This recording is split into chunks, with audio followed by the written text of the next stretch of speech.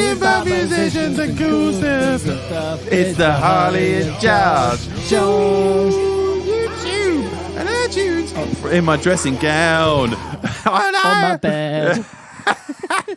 Thank you. So noticing the latency, welcome, ladies and gentlemen, to the Harley and Josh Show, your music podcast by musicians. It's the social isolation special. Well, number one. Really, yeah, exactly. We'll see how long this goes on for. How are you, Harley? I am good, man. I am enjoying it. The sun is shining, and there's a lot of firsts going on here. Yeah, absolutely. So this is the first podcast where we are in two different locations. Ooh, it is. With two different weathers. Like, it's really sunny outside here. Yeah. Well, see, here it's all cloudy because you're not here, Harley.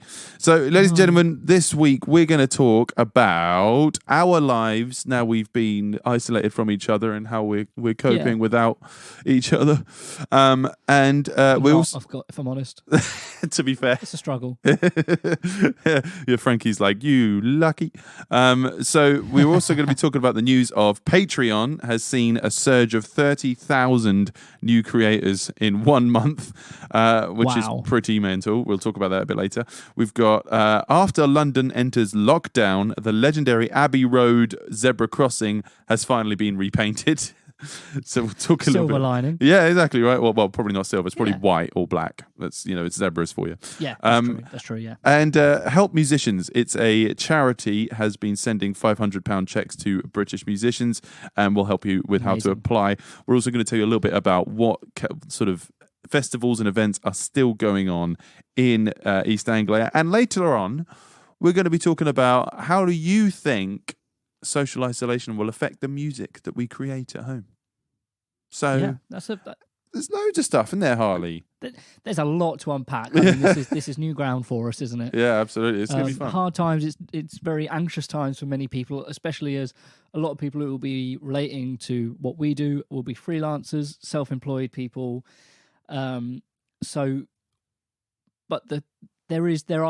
many silver linings in this, really, and we're hopefully going to highlight some of them, and we want to hear what other people are doing as well. It's the new section of the podcast, Harley's Silver Linings. There we go. So, Harley, what's your first silver lining that you found from social isolating? Well, there's so much time. This is a show run by two absolute workaholics. So we've given so much time to do whatever we like. And one thing I've enjoyed is doing nothing. Oh yeah. Catching up with a lot of TV shows, playing a lot of games. Charlie's got me into the TV show Nashville. Have you ever seen that? I've heard of it, yeah. I highly recommend it. It's really good. It's essentially a drama, but based in Nashville, based around essentially three musicians, a long time star, a short time, like a brand new artist, and a session musician. Oh, cool. And how they kind of interact and get along and don't get along, and it's all sorts of dramatic, but it's very respectful for the music industry in terms of it seems to be quite true to how the music world runs. Right, there's not just like the big executive with the cigar saying, "Man, make her wear smaller dresses and stuff." See? No, it's there's a lot of those conversations about what is to be expected of a young musician, and how they are perceived and how they want to be perceived and stuff like that. It's really quite cool. That is interesting. Also, the songs are incredible as well, so that's always a plus. That does help. It's given me a whole new love for country music, certainly. Ooh, yeah, not that country. Oh, yeah. No, yeah, actually. Nashville doesn't have the wordzels. No, I was watching an episode just before we came on air. We're not really on air, are we? No. Anyway, just before we started recording, and the main character played a Striking Matches song, and I know Rob is a massive Striking Matches fan. So there we go. Yeah, that was really cool. And me and Charlie were going, Rob would be very happy with this. So yeah. Yeah, I don't know if Rob watches Nashville, but I'll be dropping him a line and being like, "You should. Have you got this? Yeah. Are you into this? Have you seen this? Heard about this?" So yeah, because hey, we're all got a lot more time to watch more TV now. So yeah, first silver lining Mr. Harley has is a silver lining time. Silver timeline. Silver time. There we go. That's the one. You knew it was there all along. That's good, mate. Yeah. But so, what else have you been using your time for? I've been doing a lot of playing. However, I've not been playing in the same way that I usually am.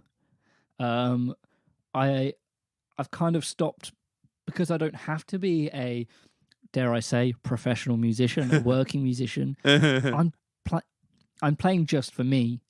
I'm playing songs that I listen to rather than songs that I perform, because there's a crossover there, but not a massive one sometimes. So playing a lot of the music that I've been listening to and just enjoying doing some quite technical bits of playing, which that kind of skill doesn't always get called upon when I'm playing live. So I've been doing a lot. I've enjoyed a lot of that. Playing on the Helix as well. I've been able to record, and I've been playing some guitar. Ooh. I've been playing a lot of guitar. Slightly easier to jam acoustic, isn't it? That's it. Yeah, me and Charlie have been going through some songs as well, working on some of her original stuff, but then also we're like, oh, I haven't played that song in a while. Let's go through that, and we find up the chords and we sing along, and it's kind of, it feels like we're doing what music should be as a hobby again. Yeah, you know? Yeah, absolutely. Because I think playing music as a hobby is different to playing music professionally, and you can do them both. But I think when your day to day is picking up your guitar and stepping on stage or teaching, it's easy to forget the kind of just playing to have fun. And I've kind of really rekindled that again, which has been quite nice. That's great. Yeah, so, that's it. Just sort of bringing it back to more of a social community thing, sort of helping to keep you uplifted. I mean, that's probably what, the communication side of it is why music was invented in the first place. So just having a little bit of social to it rather than just playing for yourself, playing with people, It's started to happen this week where I've had a few people kind of contact me, and I've contacted a few other people. As a bit of advice, now we've got all this time, I have been using it to rekindle with a lot of people I haven't spoken to in a while. A friend of mine, Adam, he's a great musician, great keys player, but he's such a busy guy. He's so in demand that I haven't always had a chance to catch up with him when I can. I dropped him a line and was like, man, I hope you're well. Just to make sure you keep him well, but also, how are you? You know, because I haven't spoken to him in a long time, because we're always at opposite ends of the county doing gigs, sometimes opposite ends of the world. Yeah. So that's been kind of nice. And I'm hoping to be able to kind of start a few collaboration projects, online stuff.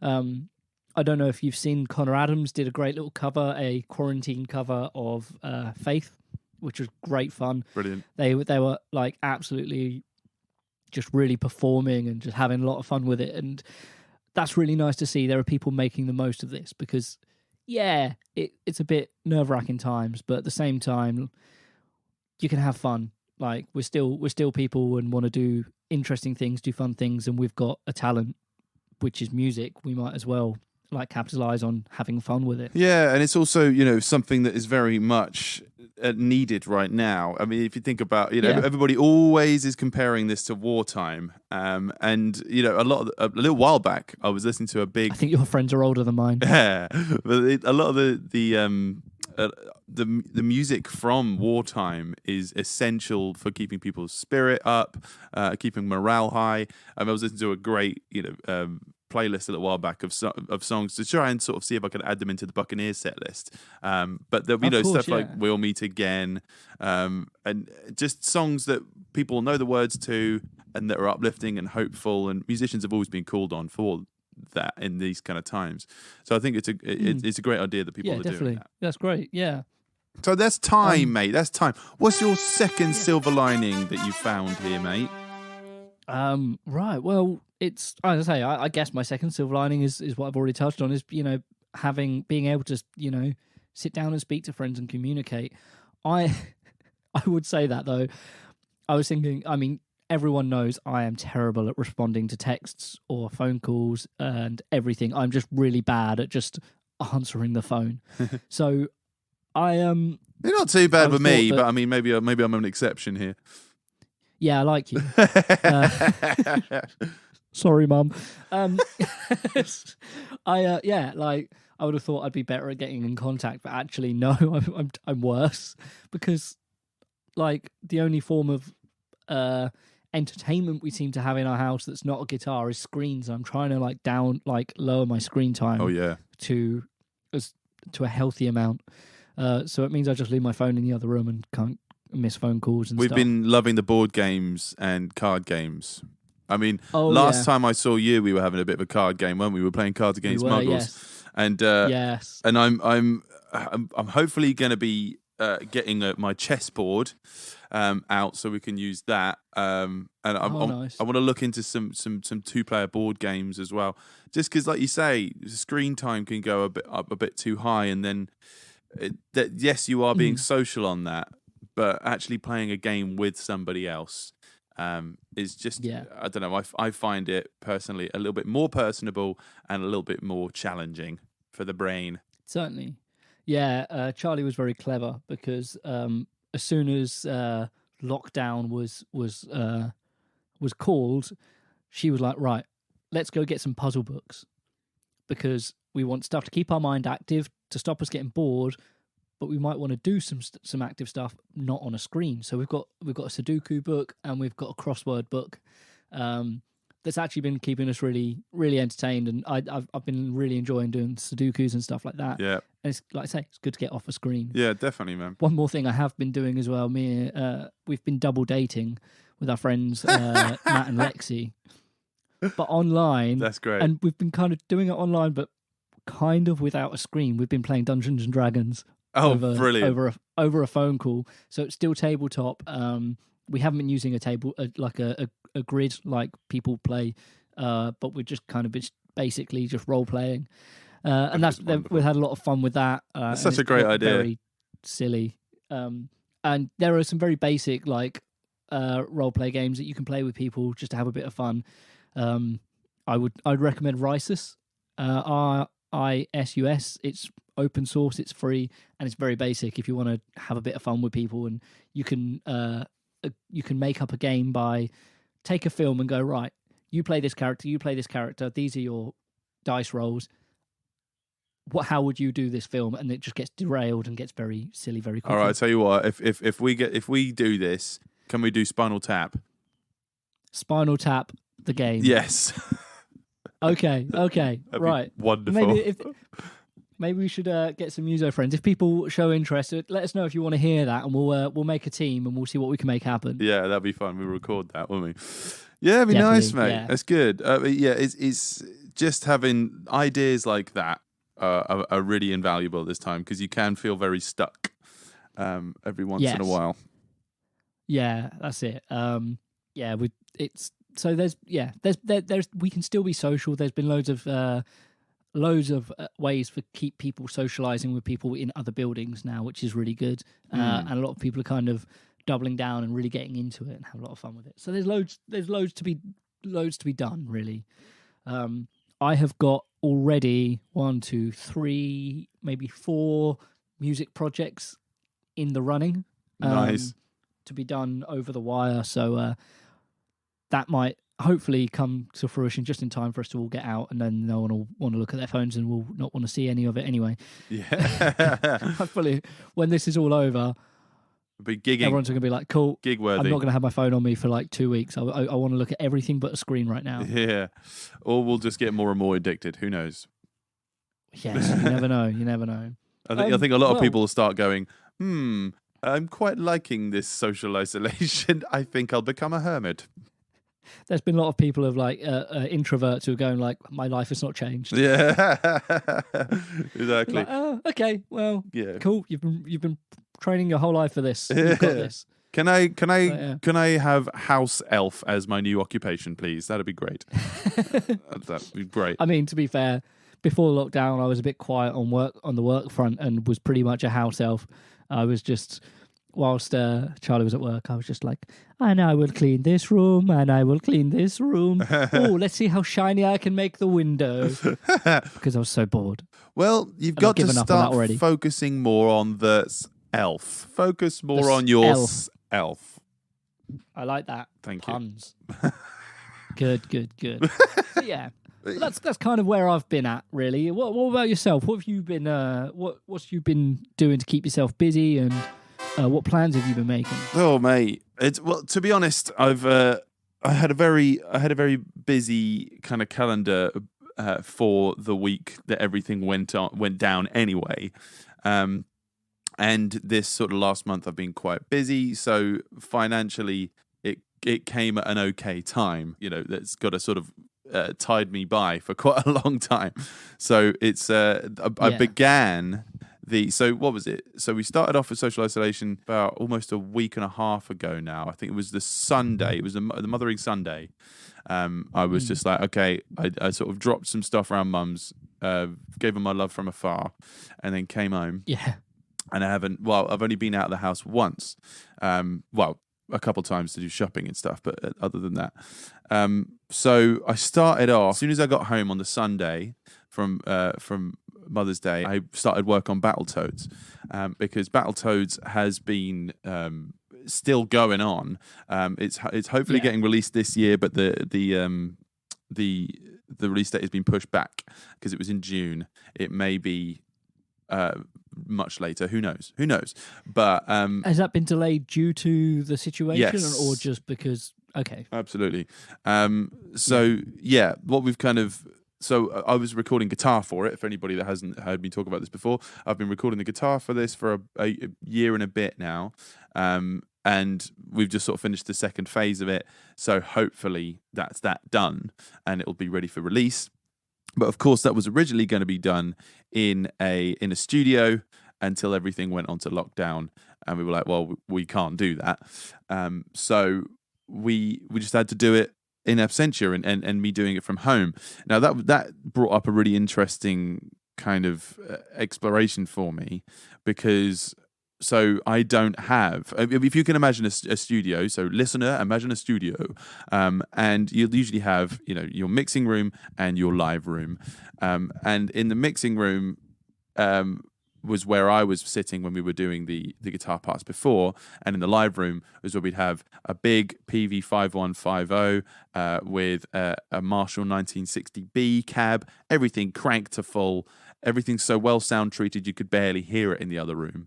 But of course, there's a mic cranked right up next to it, and it was going into the mixer, and I was being able to hit it in my headphones. However, I can't do that at home because I live with my girlfriend, and she might be a little bit annoyed if I cranked up a full-on stack in the living room. You'd probably upset quite a few neighbours. Yeah, too. Yeah. Oh, it's not like they're at home. Oh, wait. I was sort of trying to find a good kind of emulator for that 5150 sound. As we used that before, I thought, all right, well, let's make sure that we try and keep the tone as close to that as possible.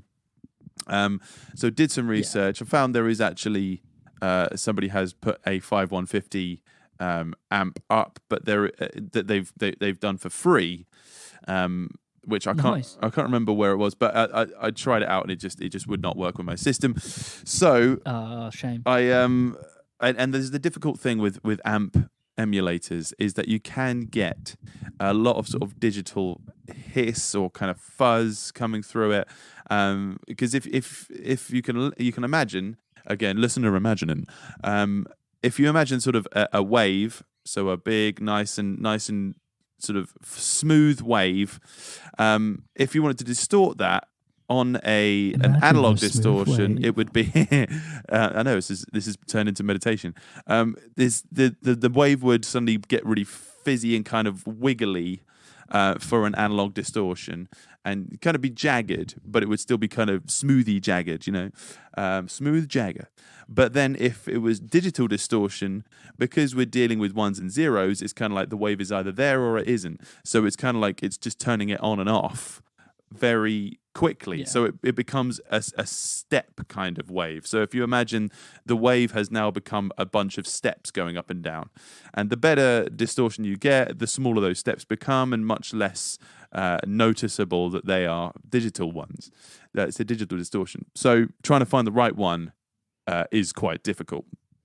But Mr. Tom McCarthy of Guitar Thief fame did recommend the Helix Native plugin. Now, you've talked about this before, haven't you, Harley? Yes. It's basically... I don't think I've mentioned the native before, but tell us about it, because it is a really good program. Oh, it's amazing, isn't it? Well, so it's the Line 6 Helix software, which Harley is a famous user of. Mr. Tom McCarthy was the first person to tell me. He's a more famous user. Well, he was right on that train as soon as it came out, right? I mean, as soon as the Helix thing was on, but like he was the one that told me about it, and so basically it's just amazing amp simulation. So all you have to take with you if you were doing a live show is just to plug in your pedal and then plug that straight into the PA, and it would sound like you have a bunch of amps on stage, all going through different types of sort of signal paths, etc., and different pedals, different effects, all of that stuff. And so that works in pedal form, that works in a rack-mounted form, and they've also been in collaboration with Native Instruments to do it as a plug-in form. And I didn't know about this. So Tom told me about it, and I downloaded the free trial version, which I thought was great, because I mean it was a 2-week trial, 14 days. And I thought, well, I'm going to be having this session done in 5, so I can use this amazing software for free. And I sent it because we went through a bunch of different amp sims that were on Logic, a bunch of different ones that we found online that were like the one that I told you about, the freeware version. And it was immediately we were like, okay, we're going to use this. This is great. And because it had a 5150 emulator built in, I had in my picture library a picture that I took on Instagram of the amp stack that we were using. So I actually had the settings that we had, on the channel strip of the preamp of the 5150. So I could look at that and sort of dial in almost the exact sound that we had. And also it had the cab simulator for the 1960B, and I could see where the same cab. Yes, same cab, and I could see exactly where the mic was placed, so I could have a little fiddle around with that and the distances, etc., and where it would be on the cone.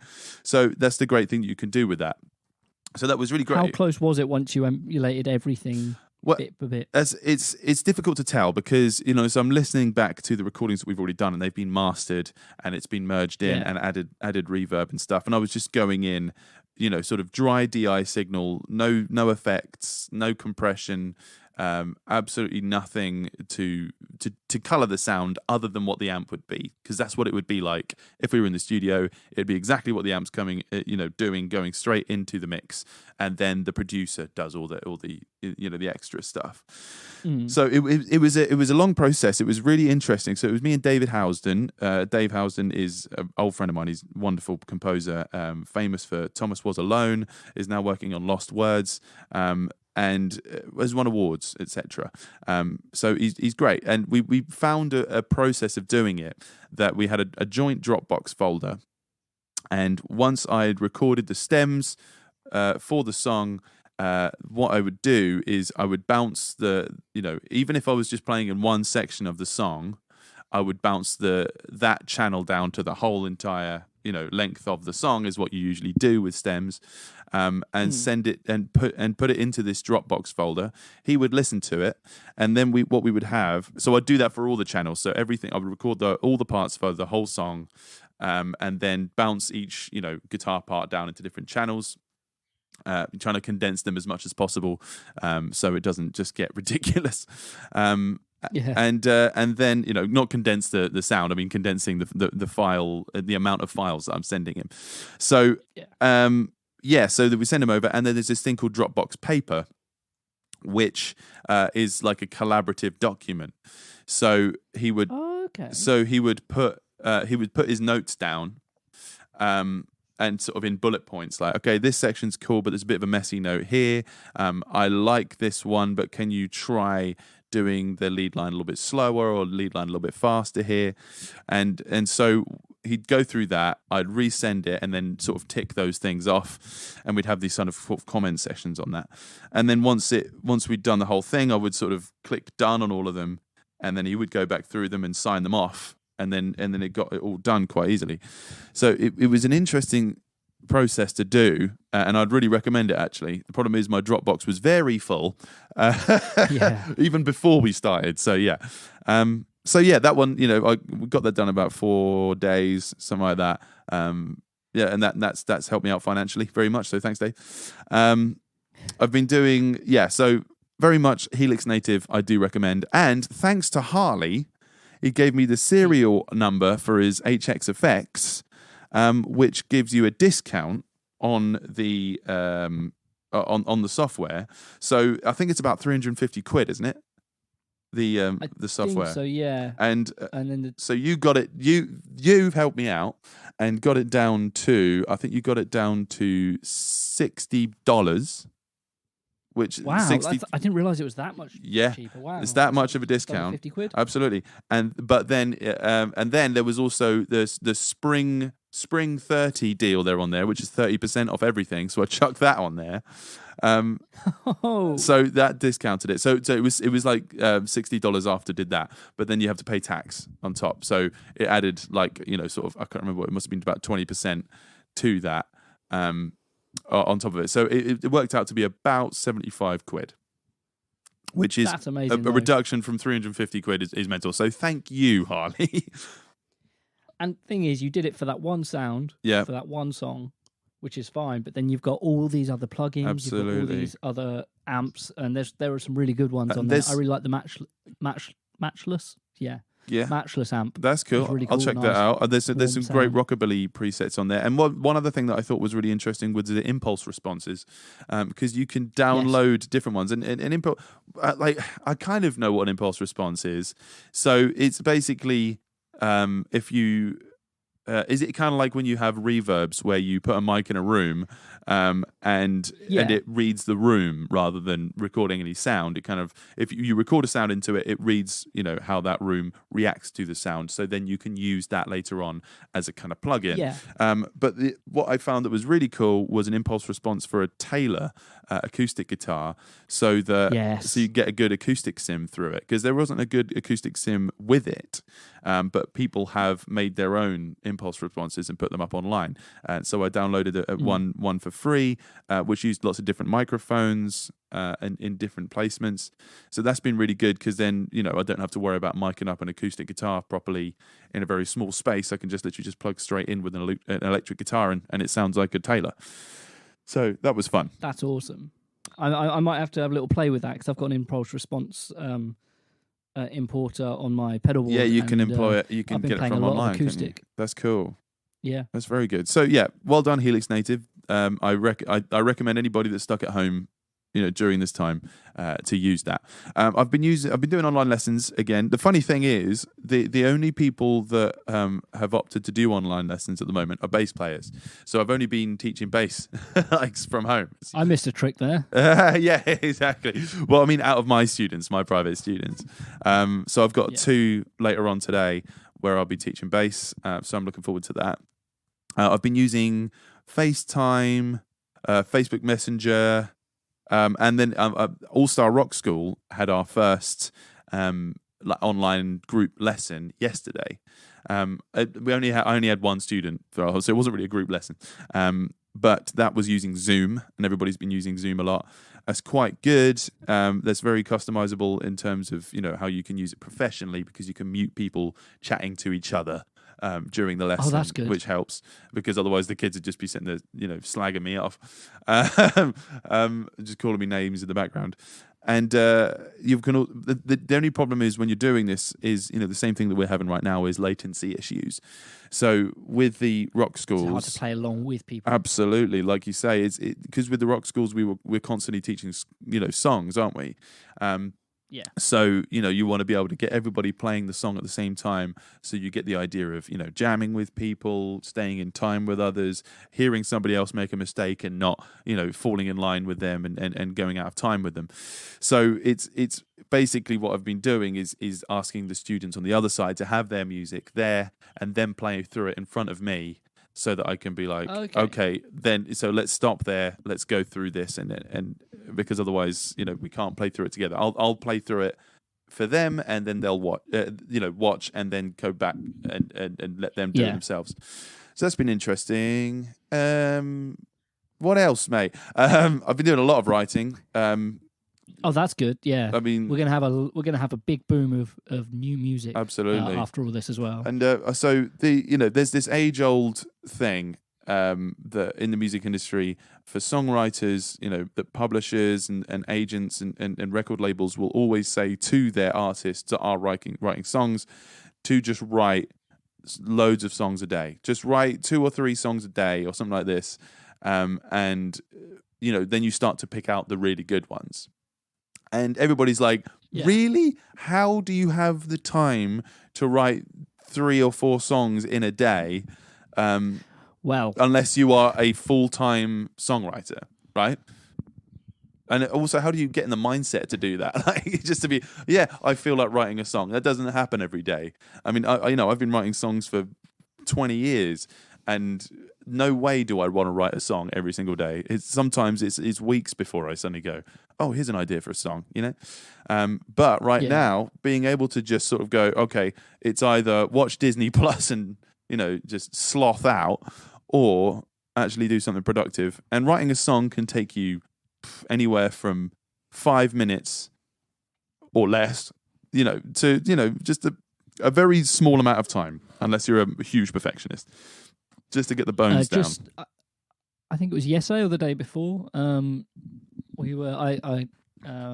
got out of the shower, said, I'm going to write a song. Very nice. And I went, okay, you do that. I'll have a shower. By the time I'd had my shower, got out, come out, she'd already written the quite a large part of the song. Amazing. Already. Yeah.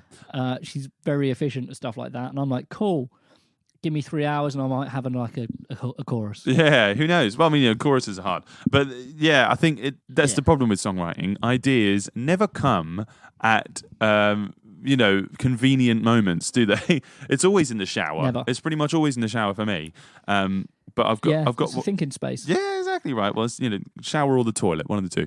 But the thing is, I've got one of those brains that I was saying this to Frankie. So I was playing the Battletoads thing, and there's the soundtrack for Battletoads is like, if you can imagine, like early 90s, mid 90s Saturday morning cartoons like Spider-Man, X-Men, Batman, that kind of stuff. And every time there would be some guitar in it, it'd just be shredding, because it's just post-hair metal.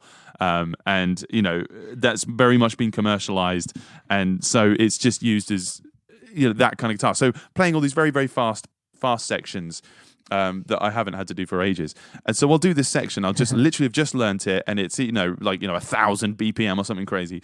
And I'll do it and I'll nail it and I'll be super happy with myself. And I just said to Frankie, I said, I'm really annoyed. She's like, what? I said, how is it that I've literally just learned this one particular section on the guitar, right? 3 minutes ago. I've already practiced it, played it through, and nailed it. She's like, why are you mad then? I was like, well, how is it that I'd go upstairs and go into the room that I thought the thing that I was looking for was, and then forget why I went in the room in the first place? You just suddenly go, you're like, how is it that I can still do those two things simultaneously? Be an idiot and be, quite good at something at the same time. So I'll do that. I'll get in. I'll be having you're like, because what's the thing? Because, from going up the stairs, I've already had 3 different songs stuck in my head, and then a to-do list, shove across my eyes. So, I forget what musical I'm trying stairs, to do. Yeah, exactly. But that'll be a different game from musical chairs. Just people running up and down the stairs. You have to pick a step and sit down. A lot of arms would be broken. There's social isolation ideas for games. So run up and down the stairs, and when the music stops, sit down. Don't try this at home, kids. Good exercise though. That's the thing. So having ideas for songs, you have just so much more time right now to instigate those ideas.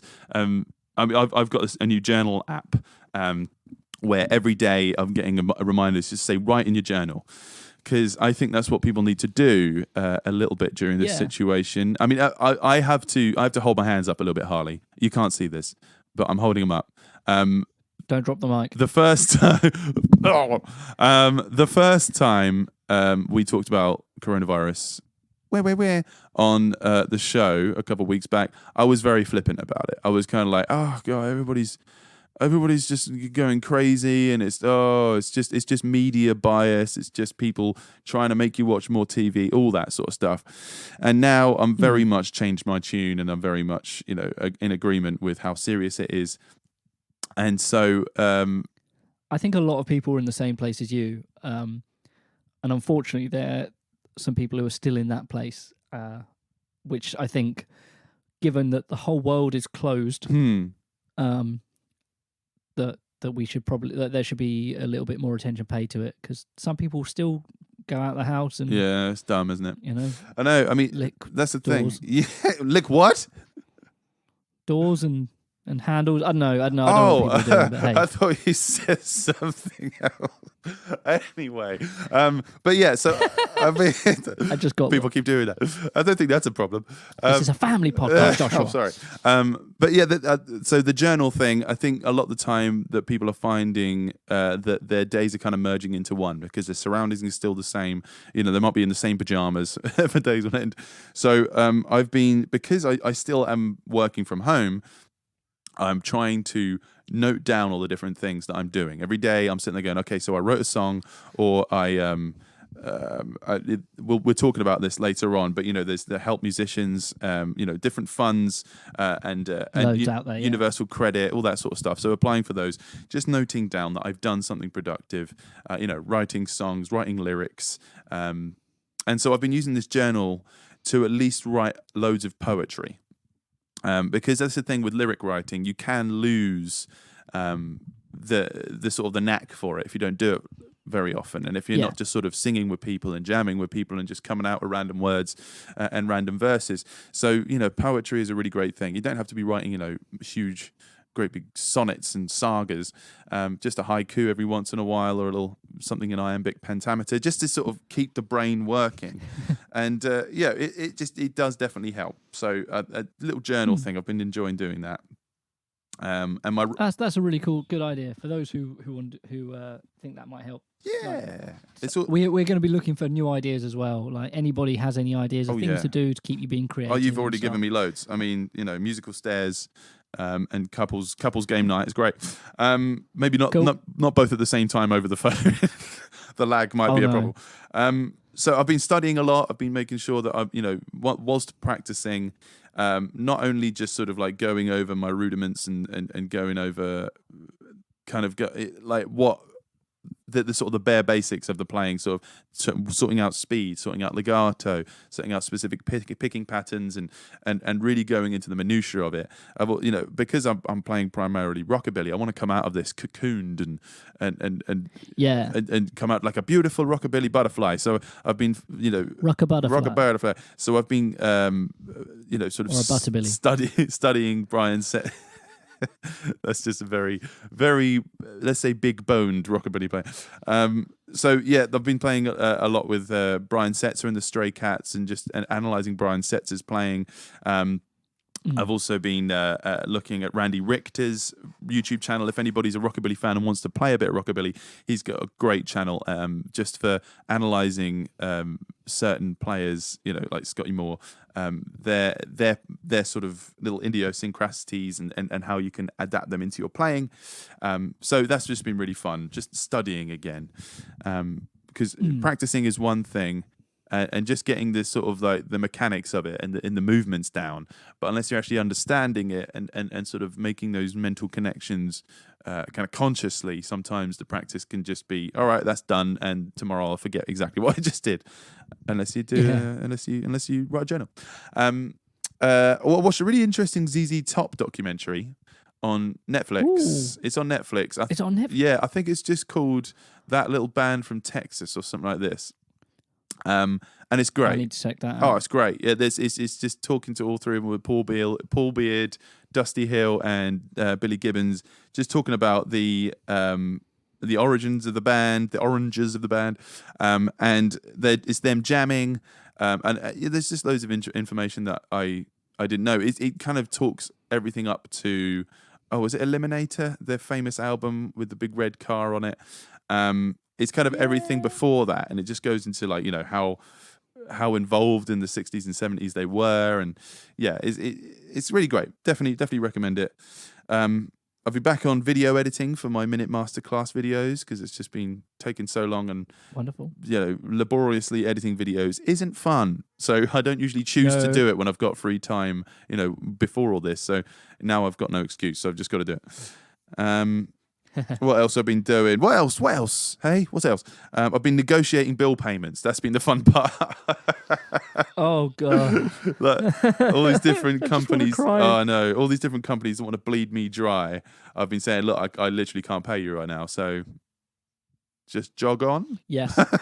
There's also the other thing. I've got companies who owe me money, and I'm like, am I going to get paid? And they're like, well, no, we've sent our HR department's closed. Oh, crikey. Okay. Well, Great, thanks. Well, there's places you can go. There's people you can call on. So yeah. Should we start with that bit? Yes, exactly. So yeah, we'll do that. Because I've been applying for funding from the PRS and Musicians Union. The PRS fund, I'm still waiting to hear back. The Musicians Union one, however, I've had a no from because I have savings. Basically, as soon as I checked the box saying, "Do you have any savings?" What was it, under $5,000? And I was just like, "Well, yeah, a little bit." And they were just like, "Right, you can't have it," which I get it. Like, what they sort of say is like musicians in extreme circumstances, sort of thing. And I'm all right for the moment. So if somebody else is getting the money who really needs it instead of me, then there you go. That's a good thing. That's fair enough. The PRS fund, still waiting to hear back from. And there's another one we'll be talking about in a bit, which is help musicians. So there's loads you can do, and we'll talk about that in a bit. I've got a couple more things I wanted to talk about, which was Frankie and I had a jam. It was amazing. Frankie's strawberry. Or? No, she prefers raspberry. Frankie is not a musician, but she's lived around musicians her whole life. What she can do that I can't do is whistle very well. So amazing, right? So I was just doing a little blues jam in A, and she just started whistling along with me, and she was just improvised this solo, and it was just one of the most precious moments of our entire relationship. It was incredible because it's just she'd obviously taken stuff on board musically and found ways to she was going with the beat and using motifs and stuff. So I didn't sit down with her afterwards and analyze it, be a douche and just be like, "Oh, see, this is what you were doing." She just sort of did it off the top of my head, which I thought was great. And the last thing which I want to talk about, which is a great thing, which hopefully I'm going to be involved with a lot more.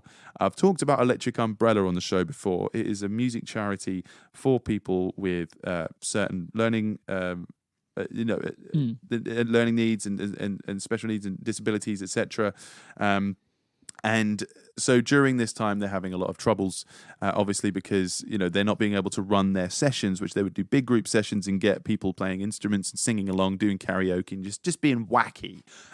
Because they're one of their phrases is "there's no such thing as normal," and they just get people in a room who are deemed not normal and just let them rip, just let them have a great time and not worry about it.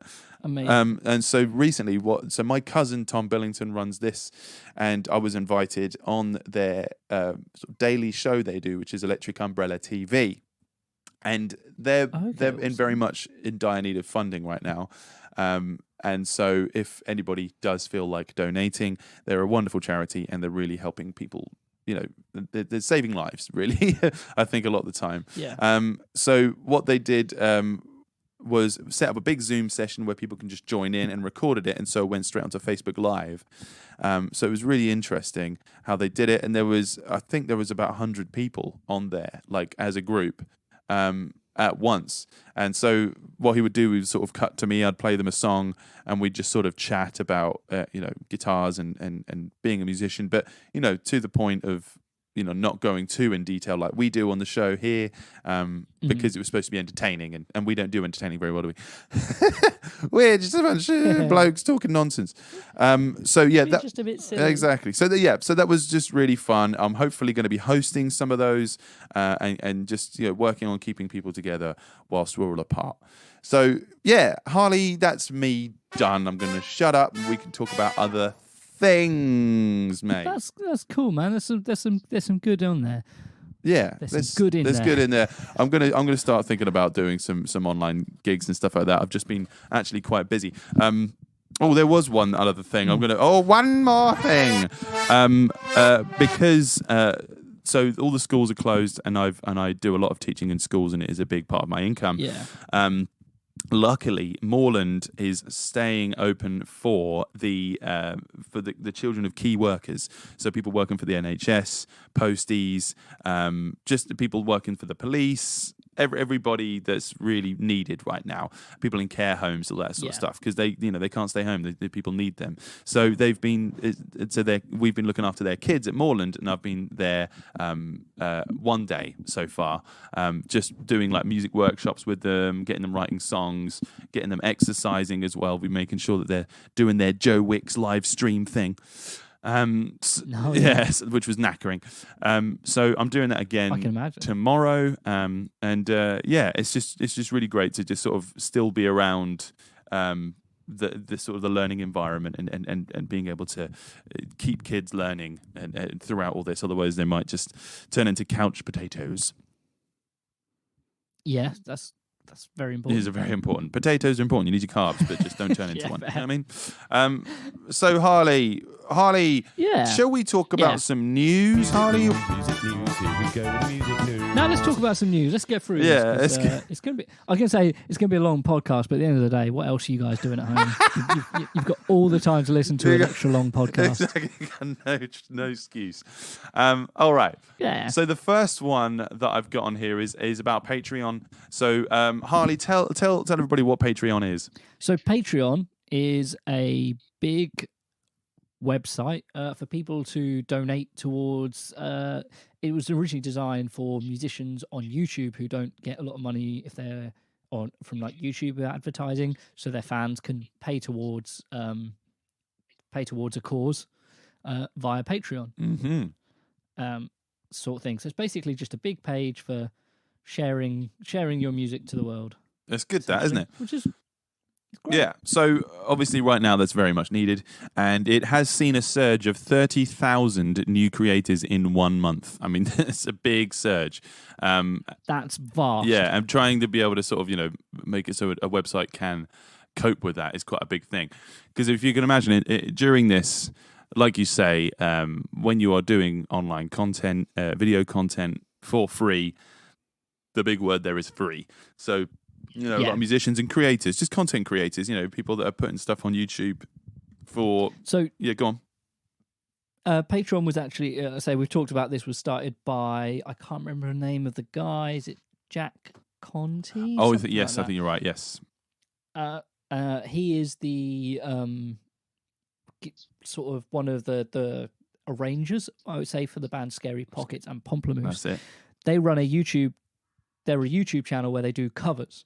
Now, we've talked about this before. If you upload a cover onto YouTube, the money from advertising doesn't go to you. It goes to the person who wrote the song, right, which is fair. But if you want to capitalize on the creative that you've done, because they've done some creating, even if the song was originally not theirs, they've arranged it and played the music themselves. So it's their way of kind of taking back or earning a bit of money for the work they do. And that's how it started off, but has gone from strength to strength throughout the last 5 or 6 years. Yeah, absolutely. Which is amazing. Yeah, absolutely crazy. So I'm sort of reading through the article here. It's basically, the amount of concerts and music festivals that have been called off due to the pandemic. Majority of recording studios have temporarily closed to comply with the government orders and stuff. People like MIA has released her first song in 3 years, which is on Patreon, and that was earlier this week. Wow. So, there's big artists doing it as well. I think, it's probably used a lot more by indie artists than it is, major label signees. But, it's a great idea for people if you are a good content creator and you do have a fan base, but you are worried about your money, then Patreon is just the way to do it. But if you are already that person, you probably know what to do anyway. I mean there's some very interesting stuff going on with people finding ways to have donations going via Facebook Live, etc. That's quite a difficult thing to do. There's, because you can add donate buttons to things, but it's all for charity and things. It's not really done where you just sort of add donate to me like a busking thing. Have you heard about people doing that much, Harley? I haven't had too much experience with people I know personally who are running Patreon stuff. We've seen quite a few people doing gigs from their house and stuff like that, and that's something I'm planning on doing as well. Yeah, that would be fun. So and I'm looking forward to doing that.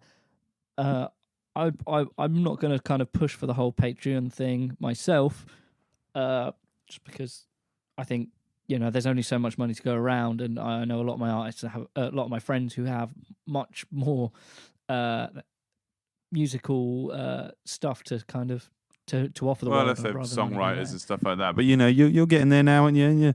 But there's a way you can do it on Twitch. Basically, Twitch and SoundCloud have sort of merged in this kind of process. If you've got a SoundCloud account, basically you can get fast tracked to what's called affiliate status, and so affiliate status on Twitch lets you monetize your channel. So Twitch, if you haven't got one, is it's a streaming channel, usually for gaming. So you need a microphone, webcam, computer, and your instrument. And so but then you can actually use the ads that are on Twitch to collect donations from your live audience. Affiliate status usually has a few restrictions, like having an established user base, but SoundCloud and Twitch are bypassing these restrictions for that specific thing. So that's cool. You could do it on Instagram, but you can do it on Instagram, Facebook. Probably do it on Twitter, but I think most of the time when you add a donation thing to that, it's usually to a charity. But there's one you can find called MusicCares, which is MUSICARES, which is a non-profit kind of charity helping music professionals. They're accepting applications for professionals who can prove that festival closures and event shutdowns have impacted their ability to work. So there's a few paperwork requirements and stuff, but mostly they're just to prevent abuse and stuff, like not just using it to just make bank. It's to help you out during a trying time. So a lot of indie musicians are doing that. I think that's an interesting thing. So it's the Recording Academy's company. It's the Relief Fund, MusicCares. So have a little look into that if you'd rather sort of stream via Facebook or Instagram rather than setting up a whole thing on Twitch. MusicCares would probably be the way to go anyway. Nice. Okay, cool. There's options. There are always options, Harley. Let's talk about some of the grants and help there are for working musicians out there. Absolutely. We touched on the Musicians Union one that you applied for. Yeah, the hardship fund. Yeah. So if you are a member of the MU, check out the website. You can have a look to see what there is available for you to keeping you kind of afloat, some might say. Mm-hmm. I myself, I've applied for Universal Credit. Same. Who will help me somewhere along the line. Yeah. So how was your application? My application was fairly easy. So Charlie, my partner, she went on to it. She had to confirm her identity. There's a weird website. Was it Digidentity or something? Digidentity. That was it. I used the same thing. She joined the queue at number 83,000. Oh. And was on the waiting list for about a day. Right. I tried the next day and was 25,000 and waited for half an hour. She was not best pleased. No, absolutely not. But I sorted that. I spoke to the job centre this morning. They went through some details. They asked for a few bits here and there, and are able to kind of help me pay some bills and just keep me afloat through this time. It was very easy. This is just a heads up. This is just for general self-employed people, not specifically for musicians. Mm-hmm. So if you are a plumber or electrician or anything like that, anywhere where your work's going to be impacted during this time, then go down this channel. I spoke to them and I asked them some questions about the government would say they were giving a grant for self-employed people who are unable to work.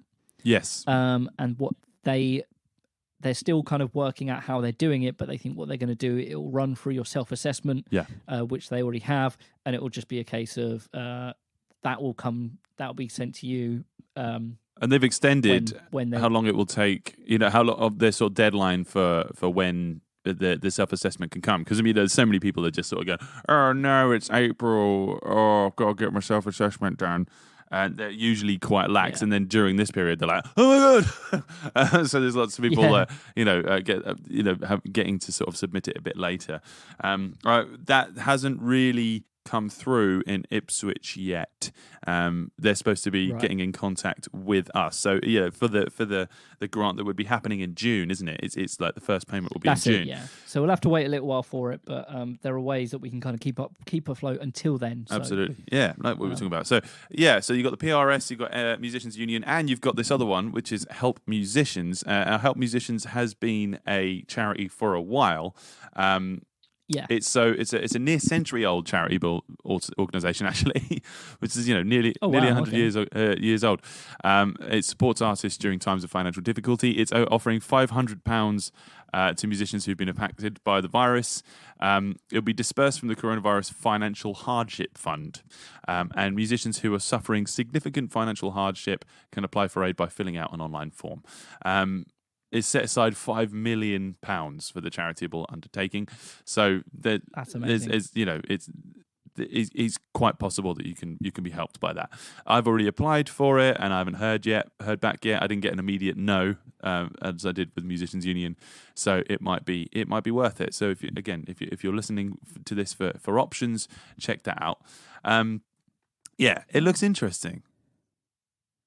Yeah, it does look interesting.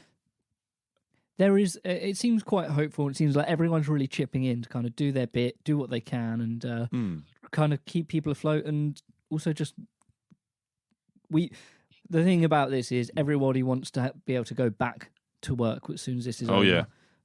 So the more people who can kind of stay afloat and can keep going this and be able to work when this is over, we don't want any industry to crumble because of it. Absolutely. So everyone's really concerned about how this is going to affect the bigger scale, not just themselves. So, there's a lot of help out there. I can think of quite a few people that would not like to go back to work, though. Oh yeah. That's the thing. That's the thing. Like, I love my job. I love doing what I do, doing what we do. But I have to have some time off. I can enjoy it a bit more knowing that you're allowed. If I wanted to go back to work, I couldn't, so I have to. Yeah. I'm still in my pajamas right now. I don't know. Oh, same, mate. I'm full on naked. Yeah. Love it. Love it. I'm not, I promise. I can say you can do a picture for the thumbnail, but never mind. It's Harley and Josh show after dark. Oh yeah. Make that a role play game. Nobody wants that. Let's go to the new news stories. What? This is my favorite. Okay, when the streets are quiet, when the world goes silent, let's do something good. Yeah, something that they've been meaning to do for a long time and haven't been able to. What have the streets of London done? They have finally repainted the Abbey Road zebra crossing. It's amazing, isn't it? It's amazing. It's right outside Abbey Road Studios. It's the front cover of the Beatles' Abbey Road album. Iconic. Everybody knows this. So as London went into lockdown last Friday, all non-essential businesses, restaurants, bars, gyms, theatres, all that stuff, temporarily closed. So the streets and tourist hotspots are completely empty. So, Abbey Road if there's a webcam that shows the area, absolutely full with tourists, like day in, day out, as they sort of wait to pass and take pictures. It must be the worst, road to drive down if you're on your commute or something, and there's a zebra crossing and people are just taking turns to just cross it. And if you look at that webcam right now, it's just deserted. It's so strange. It's like it's like a little zombie apocalypse thing. So the thing is, London basically asked for it to be registered for historic preservation back in 2010, And the oldest buildings like castles, theatres and cathedrals usually get that. But because the crossing it's the first zebra crossing to ever earn historic preservation. But, it's constantly in use. So, trying to do that. So I think it's quite amazing. So last August was the 50th anniversary of it, which kept it very, very busy. And so it just basically like wore it down. And now that it's actually nice crisp lines. And did you want an update of what's happening? Go on. I'm watching a webcam now, actually. There's someone playing Pokemon Go on the corner. Really? That's not exactly essential travel. Hey, he's getting his daily exercise, I guess. That's what I've been doing. I'm sorry about the cough. I'm still recovering from a chest infection, so I'm not dying, but at least I'm in the right place. Oh, good. Oh, okay. Have you got the article open at the moment? Yes, I do. Close the article. I have a question. Oh, okay, right, yeah. Right. How many Beatles are there on the album cover for Abbey Road? There's 4, right? No. What? So okay. Well, all right. I get you because there's a VW Beetle in the background. Yeah. There we go. That's a classic quiz question. Love it. It's 5 of them. Very good. Yep. But it's spelt differently. Yeah. But okay. Well, in that case, there's either 4, but I could say there's 1. I'm just realised this as well. Like all those registration numbers are on the album cover as well. So I reckon those cars. They must be worth a fortune, right? Yeah, absolutely.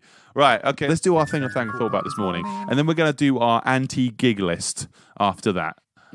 All right. Oh, this will be cheerful. Yeah. Well, it'll be some cheerful things. So, Harley, question, mate. How do you think social isolation will affect the music that we create at home? That's a very good question. I think the content of the music may or may not change. You think? In terms of like people singing about their day-to-day life, it maybe have come a bit more. It'll be so people won't be able to sing about that person they met at a pub. It'll be more about that person that crossed the road to pass them when they went out for their job. But I mean, the lyrical content and general harmony for a song is very much affected by somebody's state of mind. And lyrics and poetry are very much the vocabulary you use, the type of language is so affected by your day-to-day life. So do you think that it's going to make people's songs like more depressing, or do you think it might do the complete opposite thing? Do you think it'll be people constantly trying to write songs to keep them upbeat? I think people will process the situation differently from one. Like everyone is different, so there may be an overall feeling or an overall kind of trend of how content may change, but there will still be a large varied part of music, I believe. I've kind of put it in any songs I'm going to write. I'm going to write no sad songs. Right. Yeah. Okay. I don't know how much. Not so much for me. Not so much because of the situation, right. But generally, if I write sad songs, I don't enjoy them because I'm like, this sounds very self-centered and woe is me, and it's all about me, and I want to try and write songs that kind of make me want to play them, and that's not what I like. So that's not so much due to the situation, but that's kind of my way of pushing. I think it's interesting because I think that a lot when I'm writing lyrics. I'll be sitting there going, I've put a lot of I here, a lot of me or myself sort of thing. I'm glad I don't have that. I'm not the only person who thinks that. No, absolutely. I'm always like, but I mean, I'm just talking about myself. If you read into most popular songs, they're much the same. Because I mean, if we do it, then everybody does it, right? It's that thing of, I was just thinking about like one of the most upbeat songs that I know of. Is Times Like These by Foo Fighters, and the first word he says is I, and then it's I'm. However, I would say like the chorus though. It's all about we. I'd like to write songs about us rather than me. That's a good point. Because then it makes it sound like I've got friends. Good. Yeah, it's very hard to do that when you can't collaborate. That's a problem because there's a lot of songs that I know this from experience that some songs work really well when you write them by yourself. Others don't, and you really do need other people there, like jamming in a room with people to actually get a song done and correctly done. I mean, there is no correctly done, but there's sometimes that a song, it wouldn't have sounded as good if it wasn't written by a big group of people in a room jamming. And that's kind of a problem. I think what we might hear a lot of once this is kind of done is a lot of self-produced music done from home. So we can still do mastering, production, in isolation. But I think a lot of people will just be like, okay, I can hear that, and it's just my ears listening to it, and I think it's great. I'm just going to release it. And again, I've done that before. I've done that with my first EP with the Lockabillies. I was just like, I've produced it, recorded it, released it, and mastered it, etc. I'm sure it'll be fine. And then listening to it afterwards, I'll be like, it could have done with somebody else having a look at it. Yeah. There's a certain, like, I've been potentially kind of thinking in a mindset that, like, I'm kind of taking myself out of the rat race at the moment in terms of working and music wise, because hey, almost all of my work is live work. It's very little studio. Isn't that quite funny? I think it's interesting the point you're making there is because all the people that have been gigging constantly, consistently for years, they get this time when you can't gig, and you're like, oh, okay, I'm going to have a sort of time to rest and relax. Whereas a lot of the people that were like, oh, one day I'll start gigging again, they've got loads of free time, and they're kind of like internet famous. And there's the rest of us that have been working the whole time like, hey, come on. Yeah, that's it. Like, but like, because I'm not trying to make a career, do whatever, I might do. I mean, depends on how long this goes on for. I may push to kind of do some more. We may have to. Online stuff. Oh yeah, but I want to do it because I want to. Yes, true. But then there's also that sake of I can do it for me. It's not a case of, for example, with Chart Attack, the songs we choose are songs to get people up and dancing. They're not necessarily the songs that I would listen to at home. Right, so I can play the songs that I listen to at home, and it kind of doesn't matter if no one's listening, because it doesn't. It's not for them; it's for you. Depend on my wage. Yeah. It's back to the days when I used to go to open mic nights just for entertainment. I enjoy being on the stage singing my own songs. I can kind of do that again. If people want to listen, they can. If they don't want to listen, that is fine. It's not for them. It doesn't mean it's bad, doesn't mean it's good. But if it's just not for you, then hey. So do you go watch think someone else do something they like? True, right? So do you think that that what this is going to do is the kind of music that's going to be made from isolation is going to be a lot more honest and true to what that person wants specifically? I hope so. Yeah.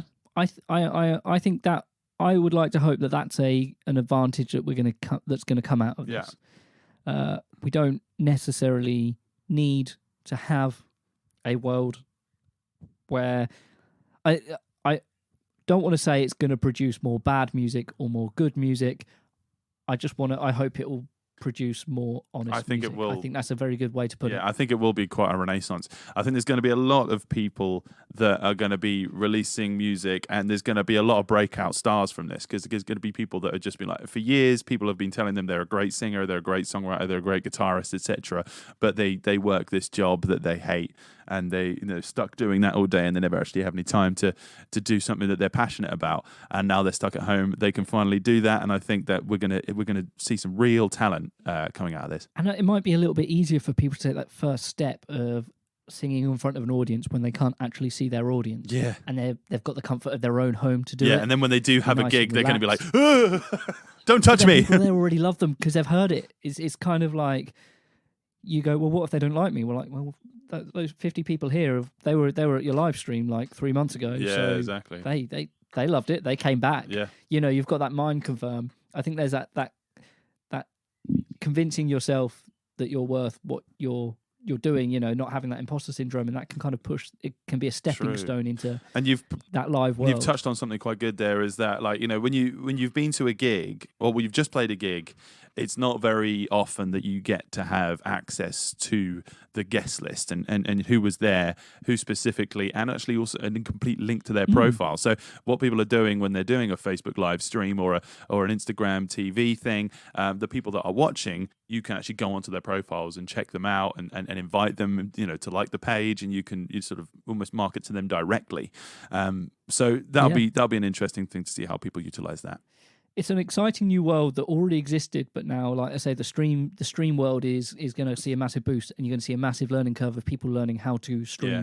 Some people will get left behind, I think, such thing. And make sure it's not us.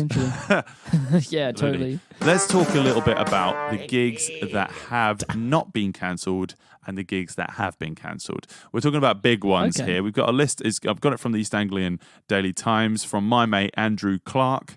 So let's just have a little quick look at this.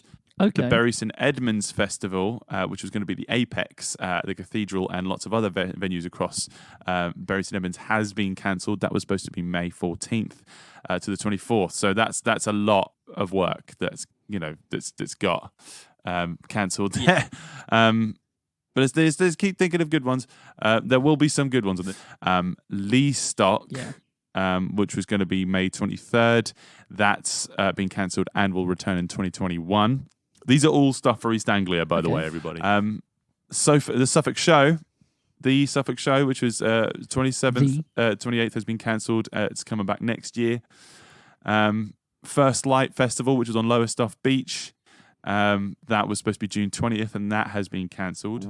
Maverick Festival. Now that one, which is July 3rd to the 5th, which is in Eastern Farm Park in Woodbridge, they've not actually said whether they're going to cancel that yet. So it might still go ahead. It's a little bit down the line, yeah, isn't it? So it's in July. That's all sort of Americana and folk and stuff, and there's a lot of artists from America, from both sides of the Atlantic that come to that. So that could be quite good. What else we got? We got Latitude.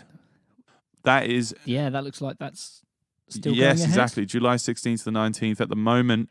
I'm just trying to check when this article's from. That was from the 27th of March. That's just 4 days ago now.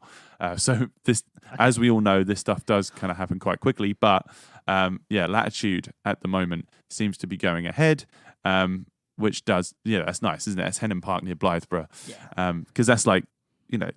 big acts there. You got the Chemical Brothers, Bill Bailey, Liam Gallagher.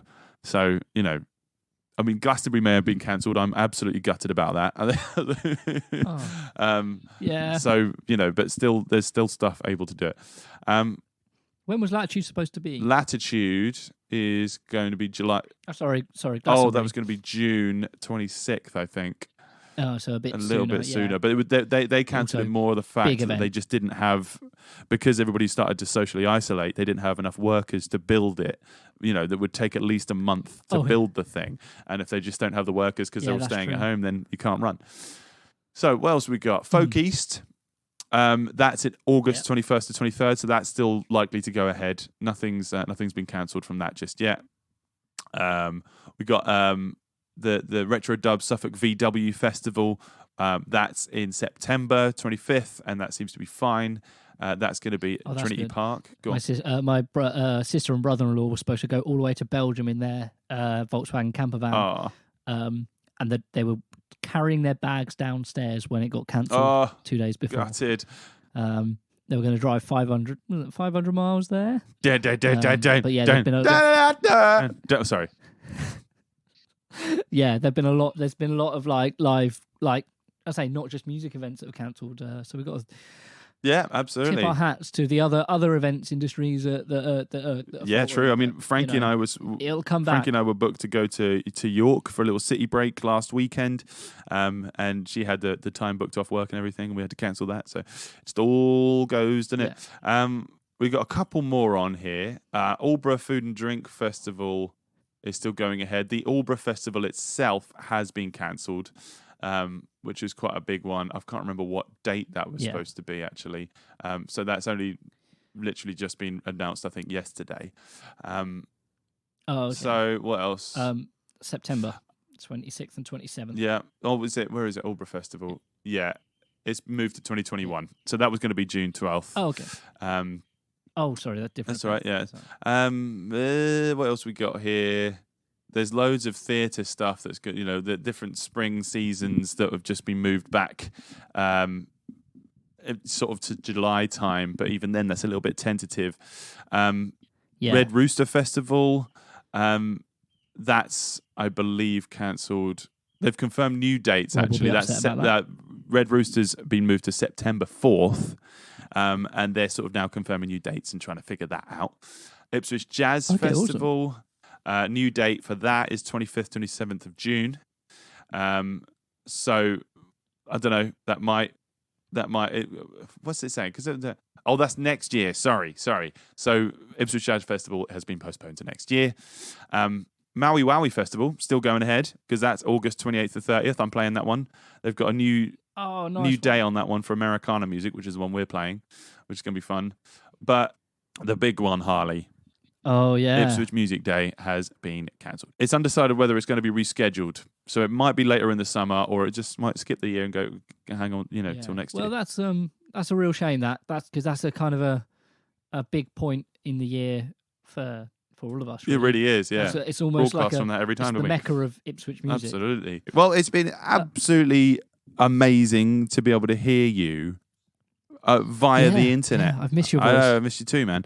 Can we before we go, I just want to make a little note to anyone who's listening, any musicians and stuff. If you are planning to do any live streams, if you're planning to release any music at this time, anything like that, we want to know about it. We'll put a post about it separately as well. Yeah. And like that's we want to know everything that's going on, and so we can tell more of the world about it and get you more streams, get you more views, and just carry on sharing the good vibes. That's what the show's for, right? Absolutely. Yeah, we want to know. We want to know because loads of people, like we said, are going to be releasing stuff and using this time. So if you are using this time, we want to, promote you and get you out there. Quick side note, Harley, I want to make a quick thank you to you. Because the mic I'm recording on right now is a little knockoff Shure Beta 58A, so which you left around my house. Oh yeah. All right. Well, no worries, man. Let's see how good it sounds. Apologies to if it doesn't sound any good. Nice one, mate. Well, yes, thank you everybody for listening in. I've been Josh. I've been Harley. And I've been Gary. When did you get here? I'm the new guy. So yeah, thank you very much. We're going to try and keep this, we'll make this a regular thing. But keep your eyes peeled on the page. We're going to be doing lots of interesting, new, fun things. And we'll see you next time then, eh? Let's sing. It's the Harley and Josh show. This doesn't work in isolation. No, definitely not. All right then. Bye.